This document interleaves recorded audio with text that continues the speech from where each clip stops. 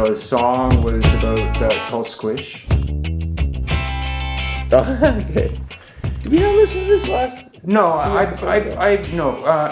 just finished it off. So Squish is a song about, and I probably guess is apropos for today's climate. It's a song about giving people hugs. And the verse was, just so you know, you can wrap your arms around me tighter till I lose my breath. One good squish short of squeezing me to death.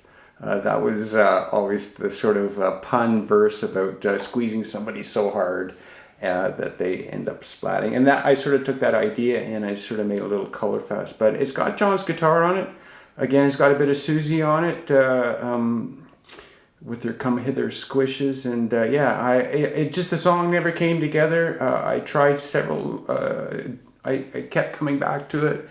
Never sort of did it. I finally vowed I was going to slay the dragon this year, and so I consider it just my best version of Squish. It's certainly my only version of Squish. I enjoyed doing the video. Just one thing I'll mention before we move on to listening to it is that this, not only the song, but the term Squish was so enormous in you and John, your little universe there for a while. I remember thinking, they keep saying this word and they keep... Well, that was the whole thing about Tracy. So my nickname for Tracy was Squish. Okay, well that must have been it then. I guess I was kind of starting to... And because you just wanted to give her a hug and stuff like that. But yeah, he was the tag along. Yeah. Mm-hmm. Okay, well, you want to listen to it? I'd like to. This is the aforementioned. Again, this is John's guitar work, and generally it's just it's wonderful. Definitely very talented dude, and squeeze me.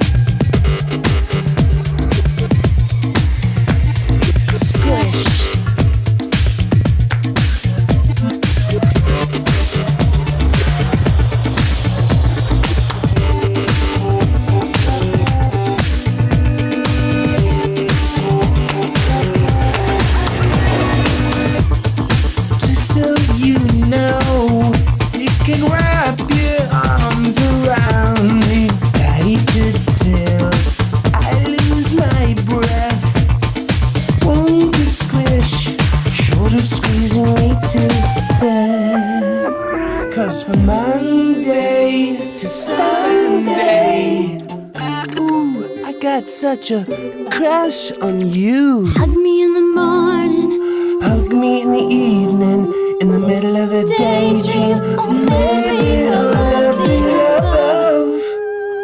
Squeeze me.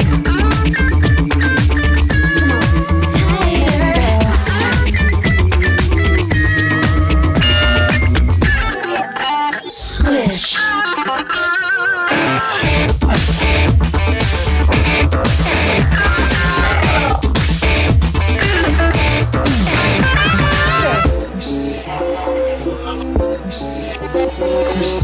Hold me like you have never let me go.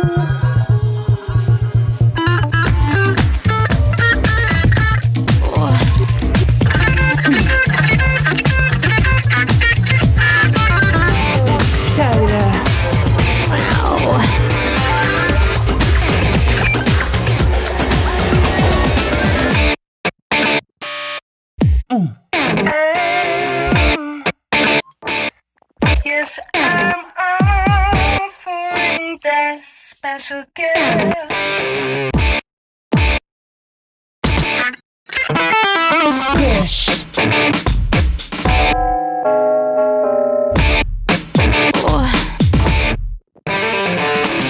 Squeeze me.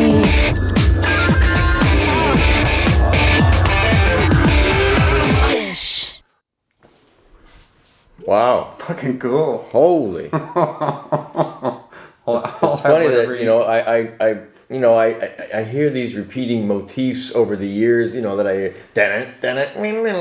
I've heard that forever. Right. But a whole new envisioning of it right from the start. I loved it.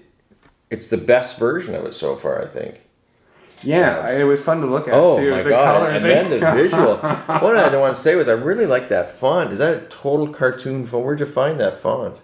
So I go to the website you told me The to go font? to. Yeah.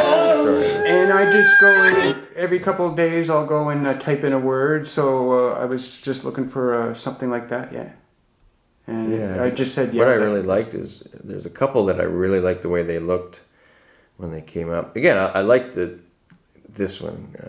Just in around here, I think somewhere. How I did those. I did those little card. I love that Yeah. look. I love that. That whole thing is awesome. You know, that kind of stuff. I love the way it looks. This is where I was going, man. What is that? This one is so good. Yeah. So This one is so good. Yeah, so I noticed in some of the Hanna-Barbera, just the backgrounds, just out You of said day glow, that kind of Play-Doh color. yeah, and it's just like an elliptical thing, sort of skewered and stuff, just things skewered, just how simple is that? Yeah, but, yeah. But right away I went, whoa. Very effective. That's a drawback. And then the colors are so good. Do you go and look and see what is the natural? I think about it, but I think I'm getting better at it. And I was. It's interesting you work with 16:9 and then move the entire 16:9 frame around. You don't see that a lot. But I do like the juxtaposition, like the just flat matte, like black, and then with a it's so cool. Yeah, it looks great in the dark in my place. I love on those my big blues. screen. Yeah, I just used. That's cool. You know, the one thing I think you'd probably overdose and die is if you had After Effects, because what you can do with After Effects is taking those bloobs you see and totally individualizing how it blobs like a lava lamp and stuff. It like After Effects is ridiculous. Yeah, it's probably good that I don't have After Effects just because of what you just said. Well, that's what I'm saying. Yeah, I would just die. Yeah, but yeah. The masking is such a great thing too, you know? It is so fun to do when you get to the point that I've sort of figured out a few things. Like, I can't express it how fun it is to do this stuff. I want to say, this one I had a special affinity for. These colors. Yeah. Something about them. The way it was the bleeding into it, like old tea. Oh God, that's so good. I think that could be my favorite screen on the whole thing. Just the colors, the way they work. Yeah, I agree. I love that shit. And it's so easy to do, once you get those sort of gradients, stuff like that, you learn I learned that from my clip studio. Looks circusy too. Yeah. Sorry, and we're just picking out screens throughout the song because no one can but see it. I've learned how to do that effect. So basically, what I do is I take 2 copies of that, and one I give a Gaussian blur to, and then I put it in the layers, like to multiply or an overlay, and you get that sort of glowy effect. I agree. It's the line "Let me go" for me when I'm editing. If I want to show this screen, it's just I really enjoyed the music and the visual, and that's the kind of neat thing now that before where you were, I don't know, because music isn't one dimensional, but if you're looking at multimedia, it is the one dimension, and you go, I work on this and I never get tired of it, but to add in a video element, you just go, boom, open up like double doors and go, holy shit.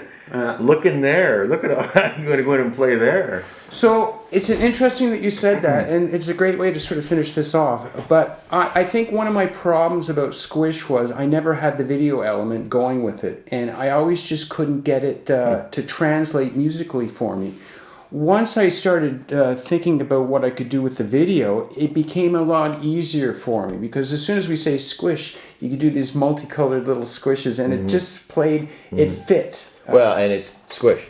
Yeah. It's not like transcendental. Right. But if I didn't have the visual and it was just sort of musical, it just never came across to me the way I wanted it to. But having that visual, having that day glow banana split Hot Wheels look, it just sort of went, that's how we do Squish. Banana splits. I watched one of those videos the other day.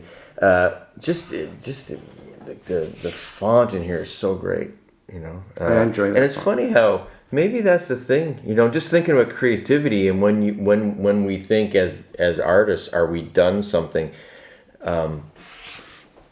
the adding the video to the music, because we both started musically, but adding the video thing to it, it's a curse and a blessing, because you can now, maybe it's that key that fits and lock and you go, oh, it's done. I think it needed visual. I didn't even think when I was just doing music that it needs something to support it to make it complete.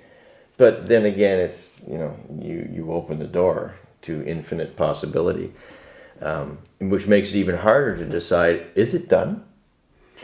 Yeah, it's kind of hard to decide. That should be the name of the series. Is it done? I don't know. Well, I keep going back to some of the stuff I've done before, and I keep sort of doing it. And I think you can just only keep getting it more concise in your vision. I think, and we've spoken to this before, but as a project studio owner, again, I went from 8 tracks to, I think I got to 16 tracks. And then when it became digital, you have as many tracks as you want, because people come into the studio and they start their song, and you put the drums and the bass and the guitar and a keyboard track and maybe a slide guitar, I don't know. But then they'd inevitably turn, you go, how many more tracks have we got? And that determined when their song was done. So I'd always say 2. Quick shout out, there was our friend Scott Patterson was singing background on the Mondays and Sunday part of the song. Yeah. I think he just sort of ran in there, and but he's definitely in there. Hard to tell. There's a big gang. I got a whole pile of people to sing, but he's definitely in there. So definitely wasn't me at that point. I was persona non grata at the studio at those times. So it was kind of interesting to watch his progress from afar and hear these crazy stories coming out. It was like the Trump administration. Yeah, I must say I'm very happy to get that song done. And John sounds great. Oh yeah.